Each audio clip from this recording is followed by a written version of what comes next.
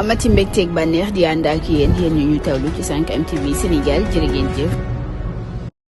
jërë ngeen jëf ci teewlu bi mbokk internet yu 5M TV Sénégal ñu daal di wax ci accident bi metti bi xewee ca village bu nekk foofe nag ca Kusobo gi nag mu mel ni benn woto kon moo bëggoon a doubler rek woto ba ko jiite woon bu ñu sukkandikoo ca njiit la nga xam ni moo jiite lu jëm ci wàllu karange gi foofe nag di karange yoon gi ca Niger mu ni fukk ak ñeenti doomu aadama ñoo daal di faatu ca saasa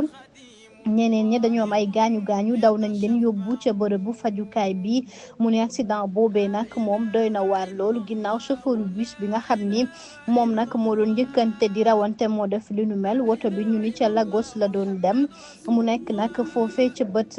gànnaaru réew ma accident yooyu nag moom bare fa ca Nigéria li ko waral bokk na ci nag wàllu dem bekk dikk bi yoon wi neexul dara ak i tamit ñàkk sàmm ak rek code de la route ndax ci atum 2023 ñu ni gis nañu lu toll ci 504 021 décès am na fa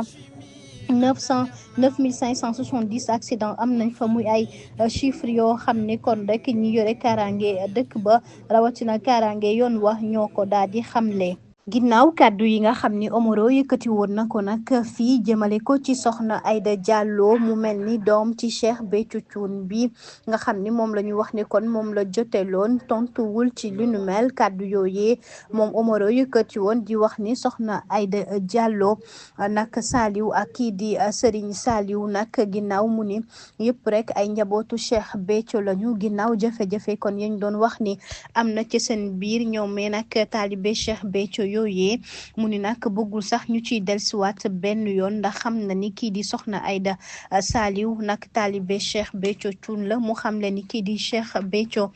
ginnaaw kon rek taxawaay bi mu amoon ak ni mu ko boolee ci njaboot gi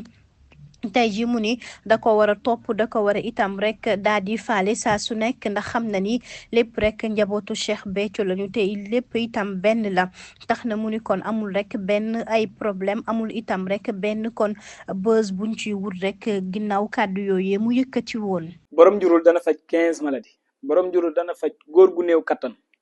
maanaam yow mi nga xam ne da ngay gaaw a daanu di néew kattan garab bi da koy dindi da koy éradiquer ba mu faj ba mu jeex tàkk sa yaram di diis nga amee ndoxam siti hémorroïde ballonnement diabète tension prostate infection bët yi lëndëm ndigg luy metti tànk yu metti tànk yu xar yooyu yëpp garab bi da koy dindi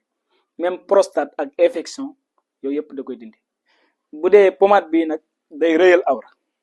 bu dee pommade bi day rëyal awra day dëgëral siditi